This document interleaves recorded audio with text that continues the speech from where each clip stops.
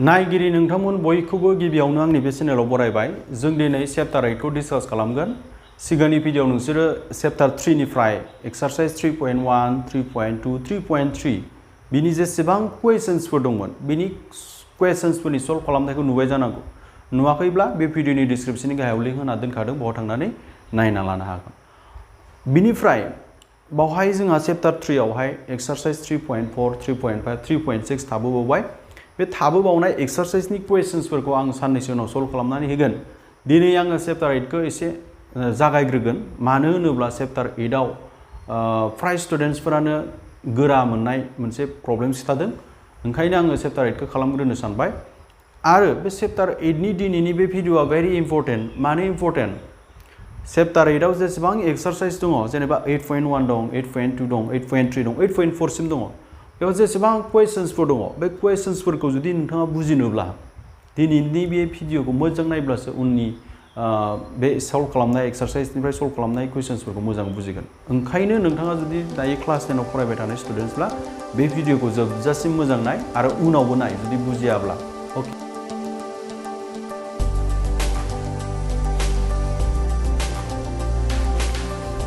बिदिब्ला दिनैनि सावरायनो गोनां बाथ्रायानो जाबाय थामख'नासु एबा ट्रिगोनोमेट्री। जों बिनि सिगांनो थामख'नासुनि गोनांथिया मा बेखौ बुजिना लाग्रोनि।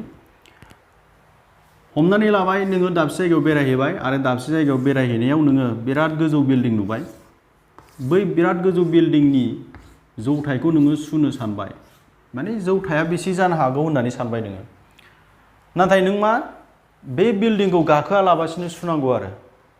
अके, होमबा बोरै सुनो हागोन?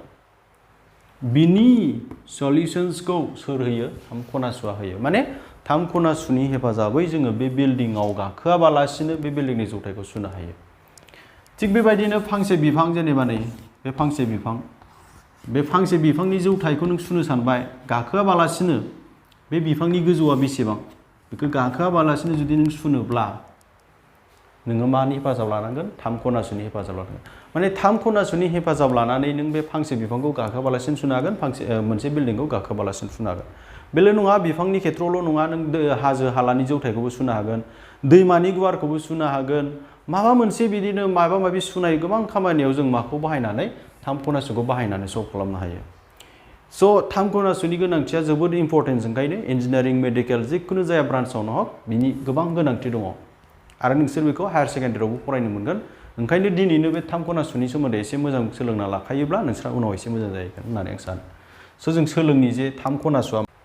थामख'नासु सोदोबा जोंहा ग्रीक रावनि मोनथाम सोदोबनिफ्राय फैदों। आरो बे ग्रीक रावनि मोनथाम सोदोबानो मा जाबाय?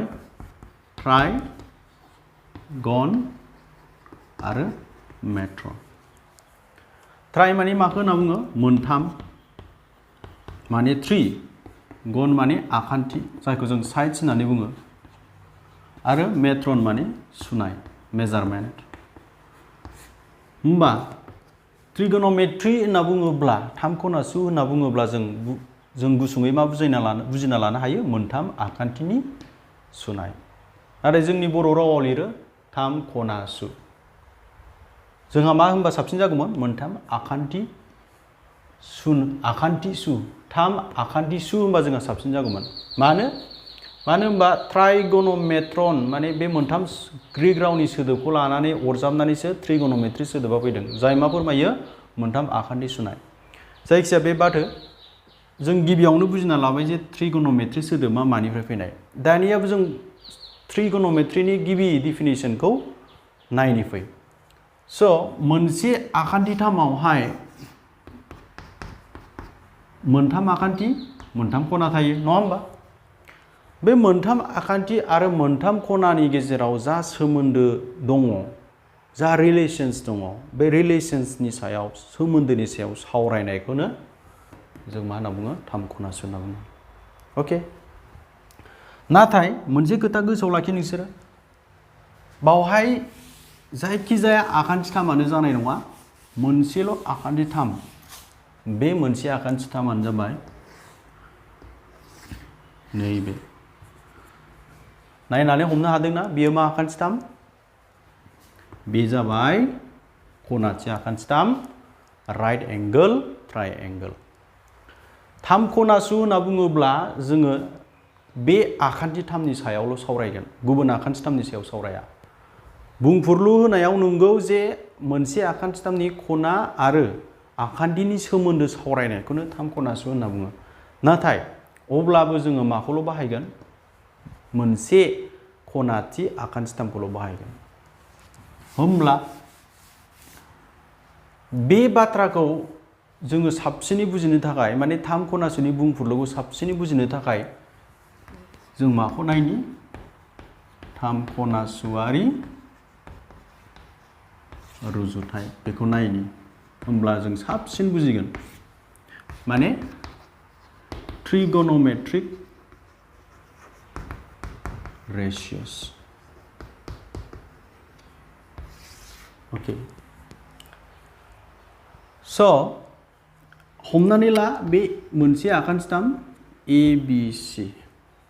अके, बे मोनसे आखान्थिथामावहाय नैबे मा डिग्री? 90 degree, 90 degree. 90 डिग्रीनि अपोजिट माने मोखांजों मोखां थानाय, फारसेथिं थानाय आखान्थिया जेब्लाबो मा जायो? लावसिन आखान्थिखौ मा होनना बुङो? लाव आखान्थि होनना बुंनाय जायो। गोसोआव दंना नोंसोरो? पाइथागरासनि फर्मुलायाव मोनदोंमोन हाइपटेन्यूज। लाव आखान्थिया माखौ लायो? 90 डिग्रीनि अपोजिट साइड्सखौ, माने 90 डिग्रीनि सिदा सिदा थानाय। अके, बेनिफ्राय नैबे सिदायै थानायखौ जेब्लाबो मा होननानै हमना लानो हायो जोङो? थोंगोर होननानै हमना लानो हायो, थोंगोर। नाथाय मालाबा मालाबा चेन्ज जानो हागौ, आं दाहाय खिथालांगोन, नायलांबाय था। बेखौ मा होनना बुङो? पारपेन्डिकुलार होननानै बुंनाय जायो। नैबेखौ मा होनना बुंनाय जायो? हासा, जायखौ जोङो मा होनना बुङो? बेस होननानै बुंनाय जायो। अके, हमनानै ला, साननानै ला जे नैबे खनाया, बे खनाया 30 डिग्रीबो जानो हागौ, 40 डिग्रीबो जानो हागौ, 45बो जानो हागौ, जों मिथिया। ओंखायनो जों बेखौ हमना ला थिटा। बे खनाखौ जों मा होननानै हमना लाबाय? थिटा। थिटा माने मा? गोखा नङा दै, थिटा माने। थिटा माने जायखिजाया मोनसे खना। 2 डिग्रीबो जानो हागौ, 3 डिग्रीबो जानो हागौ, 4 डिग्रीबो जानो हागौ, 30 डिग्रीबो जानो हागौ, जायखिजाया मोनसे खना आरो। खना होनबाथ' मिथिखायोना बिसोरो। होमब्ला बे खनाया मा मा मोननै आखान्थिजों जादों एसे नोजोर होग्रोलाय। बे खनाया मोननै आखान्थिजों सोमजिदों। बे मोननै आखान्थिया सोर? लाव आखान्थि आरो हासा। होमबा मोनसे माब्लाबा नोंसोरखौ प्रब्लेम्स जानो हागौ, आं ओंखायनो नोंसोरखौ बुंखाजों जे नैबेवहाय थिटा होनायाव नैबे मोनसेया मा जागोन? बे मोनसेया मा जागोन? मोनसेया लाव आखान्थि जागोन, मोनसेया जेब्लाबो मा जागोन? हासा जागोन। आरो मोनसे खोथा गोसोआव लाखिदो, बे थिटा होदोंना आं जे, बे थिटा होदोंना, बे थिटानि जुदि आं अपोजिटथिं माने उल्थाथिं नै बिदि बोयोब्ला, बिथिं बिनि मोखांजों सिद्दा बिदि बोयोब्ला बेखौ जेब्लाबो मा लायो? थोंगोर लायो। आरो 90 डिग्रीनि नैबे थोंजोंना मा जायो होनखादों आङो? लाव आखान्थि जायो होनना बुंखादों। बे थिटानि नै बिथिं अपोजिट साइडआव थानाय साइडआ, अपोजिटआव थानाय साइड होनना बुङो बेखौ। माने जोंनि बर' रावाव मा होनगोन बेखौ? थिटानि नै बिथिं सिद्दा थांनाय आखान्थिया मा जायो? जेब्लाबो थोंगोर जायो। गोसोआव लाखि। होमब्ला नोंसोरथ' मिथिखागौ जे मोनसे आखान्थिथामनि जखाया, जेनेबा हमना लाबाय बे 3, बेखौ 5खौनो हमना लाबाय आङो, बेखौ आङो 4 हमना लाबाय, बेखौ 3 हमना लाबाय। 4खौ आं जुदि 3 जों रानोब्ला माबा मोनसे मान मोनगोन, 1 पइन्ट सामथिं मोनगोन आङो, माबा मोनसे मान मोनगोन। थिग बेबायदिनो जुदि बे ए, बे बी, बे सी लायाखैमोन होनबा जोङो, बेखौ आङो जुदि बिनिफ्राय बिसिम जानथायखौ आं जुदि पी जों फोरमायोब्ला, बिनिफ्राय बिसिम जानथायखौ आं जुदि बी जों फोरमायोब्ला, बिनिफ्राय बिसिम जानथाय लाव आखान्थिखौ जुदि आं एच जों फोरमायोब्ला, अब्ला बे मोनथामनिफ्राय बे मोनथाम आखान्थिखौ आं खनबेसे रोखोमै राननो हागोन? खनबेसे रोखोमै डिवाइड खालामनो हागोन p जों ओइटजों खनसे ओके b जों ओइटजों खनसे आरो सोरजों p जों b जों खनसे हागोन ना हाया हागोन p जों ओइटजों खनसे दै आरो b जों ओइटजों खनसे राननो हागोन आरोथ' p जों b जों खनसे राननो हागोन आरो उल्था खालामोब्ला बिनि उल्टाया मा जागोन ओइट्स बाय p जागोन ओइट्सखौ गोजौआव लां p खौ गाहायाव लां आरो मोनसे जागोन ओइट्स बाय b मोनसे जागोन b बाय p गासै खनबेसे रोखोमै राननो हागोन आङो 6 ways 6 बार राननो हागोन आङो 6 बार रानोबा आं बेलेग बेलेग मान मोनगोन नङा होमबा बेलेग बेलेग मान मोनगोन मालाबा बेवहाय 1 मोननो हागौ मालाबा 2 मोननो हागौ मालाबा 3 मोननो हागौ बेबायदिब्ला गोसोआव लाखिदो दानिया बे मोनथाम सरि बे 6था बे 6था रुजुथाय बेखौ रुजुथाय होनना बुङो दै माने रेशियो होनना बुङो गोसोआव लाखि राननानै थानायखौ मा होनना बुङो रुजुथाय रेशियो बे 6था रेशियो बे 6था रुजुथायनिफ्रायनो जोंहा माया फैदों 3 खनासेयारि रुजुथाया फैदों ओके मा रुजुथाय 3 खनासेयारि रुजुथाय होमबा नाय 3 खनासेयारि रुजुथाया माखौ होनना बुङोब्ला दिनै मिथिसिगोन नोंसोरो नाय आं जुदि साइन अफ थीटा लिरोबा बेखौ गुसुङै मा साइन अफ थीटाखौनो गुसुङै मा लिरो साइन थीटा लिरगोन आं होमबा साइन थीटा होननानै बुङोब्ला मा लिरनो हायो जेब्लाबो गोसोआव लाखि p बाय h जेब्ला मोनसे खनाथि आखान्थि थामाव थोंगोर आखान्थिखौ लाव आखान्थिजों रानो अब्ला जों माबा मोनसे भेलु मोनगोन माबा मोनसे अनजिमा मोनगोन बै अनजिमाखौनो नैबे खनानि मा होनना बुङो साइन होननानै बुङो क्लियार थिग बेबायदिनो जेब्ला नैबे हासाखौ नैबे लाव आखान्थिजों रानो अब्ला बे राननानै मोननाय जखाखौ मा होनना बुङो नैबे खनानि कसाइन माने मा कसाइन अफ थीटा होनना बुंगोन जायखौ गुसुङै मा लिरो कस थीटा लिरो दानिया नैबेखौलाय मा होनगोन बेखौ मा होनगोन जेब्लानाखि थोंगोर आखान्थिखौ हासा आखान्थिजों रानो अब्ला बे राननानै मोननायखौ टेनजेन्ट अफ थीटा होननानै बुंनाय जायो जायखौ जों गुसुङै मा लिरो टेन थीटा होननानै लिरो माने नैबे खनानि टेन थीटा नैबे खनानि कस थीटा नैबे खनानि साइन थीटा होननाय जायो क्लियार ओके स' बे मोनथामानो जाहैबाय गुदि 3 खनासेयारि रुजुथाय माने ट्रिगोनोमेट्रिक रेशियोस आरो मोनथाम दंबावो बे मोनथामा जाहैबाय नैबे आं दानि बुंदोंमोन ना बे h खौ जों उल्टायना लिरनो हायो p बाय h खौ जों उल्टायना लिरबा मा जायो h बाय p जायो b बाय h खौ उल्टायबा मा जायो h बाय b जायो बेखौ उल्टायबा b बाय p जायो नङा होमबा नैबेखौ मा होनो बेखौबो मोनसे नाम दोनदों बे नामानो जाबाय नैबे खनानि कसेक नैबे खनानि सेक नैबे खनानि होमबा नुबायना नोंसोरो जों मोनबेसे 3 खनासेयारि रुजुथाय मोनखो we have found 6 trigonometric ratios and these trigonometric ratios are sin theta cos theta tan theta cosec theta sec theta आरो cot theta ओके बोरै फैखो माब्रै फैदों बे sin theta cos theta tan theta बेफोरो बोरै फैदों मोनसे खनाथि आखान्थिथामनि आखान्थिफोरखौ रानलायलायनानै जा मोनदों जाखिनि मान मोनदों बेखौनो sin theta cos theta cosec theta sec theta cot theta होनना बुंदों ओके दा नोजोर खालामदो नोंसोर मोनसे खोथा बे खोथायानो जाहैबाय जों दि मोनबाय sin theta नि जायगायाव जों मा लिरनो हायो p बाय h लिरनो हायो p आरो h आ मा p आरो h आ मा p आबोथ' आखान्थि h आबोथ' आखान्थिसो ना p आबोथ' आखान्थि h आबो आखान्थि होमबा sin theta थीटाया मा खना नंगौना नङा थीटाया खना थीटाया माखौ फोरमायो खनाखौ पि आरो एचआ माखौ फोरमायो आखान्थिखौ फोरमायो होमबा बिथिं आखान्थि बिथिं मा खना होमबा बे मा जादों आखान्थि आरो खनानि सोमोन्दो जादोंना जायाखै हमना लादो ना बिथिं आखान्थि बिथिं मा खना आखान्थि आरो मानि खना आखान्थि आरो आखान्थिथामनि खनानि मोनसे सोमोन्दोखौ फोरमायदों ओंखायनो थाम खना समानि मा आखान्थि आरो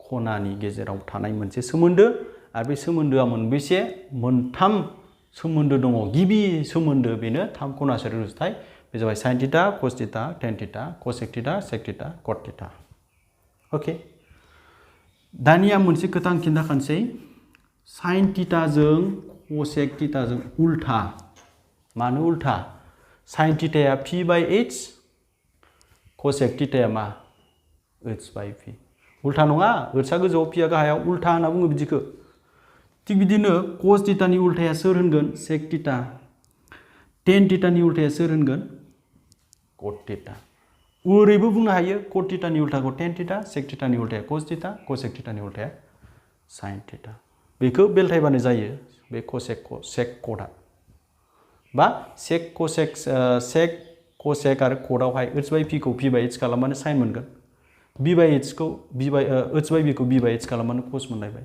बेबायदि आरो स' बेखौ नोट खालामना ला ओंखायनो आं खनसे मोजां लिरना होनि नाय बेखौ नोट खालामना ला दे नोंसोरो sin थीटा होननाय लोगो लोगो जों मा लिरनो हायो p by h cos theta होननाय लोगो लोगो मा लिरनो हायो v by h tan theta होननाय लोगो मा लिरनो हायो p by b बे मोनथामखौल' गोसोआव लाखि बाखि खिनिया बे बाखि मोनथामा अट'मेटिकेलि नों गोसोआव लाखिनो हागोन h खौ गोजौआव लांनानै p खौ गाहायाव लांबा sin नि उल्थाया फैगोन sin नि उल्थाया सोरमोन cosec h खौ गोजौआव लांनानै p खौ गाहायाव लांबा सोरनि उल्था मोनगोन cos नि उल्थाया सोर sec tan नि उल्थाया सोर cot लिरनोबा बे b खौ गोजौआव लिर गाहायाव माखौ लिर p खौ लिर बेखौ नांगोन दै sin थीटानि जायगायाव जों मा लिरनो हायो cos थीटानि जायगायाव मा लिरनो हायो tan थीटानि जायगायाव p लिरनो बेखौ मोनसे फर्मुला साननानै ला होमबा दानिया बे मानिफ्राय फैखो बिसोरो मानिफ्राय फैखो मा आखान्थिथामनिफ्राय फैदों मोनसे खनासे आखान्थिथामनिफ्राय फैदोंना फैयाखै मोनसे खनासे आखान्थिथामनिफ्राय फैदोंना ओंखायनो आं दहाय बुंदों जे थाम खनासो होनोब्ला जोङो थाम खनासोआव जे बुङो नंगौ जे आखान्थि आरो खनानि सोमोन्दो नाथाय बावहाय मा आखान्थिखौल' लानाय जायो अनलि खनासे आखान्थिथामखौल' साननाय जागोन अके स' बेखौ बुजिबाय जानांगौ नोंसोरो दानिया आं मोनसे खोथा खिन्थाबावनो नोंसोरनो गोसोआव लाखि बेखौ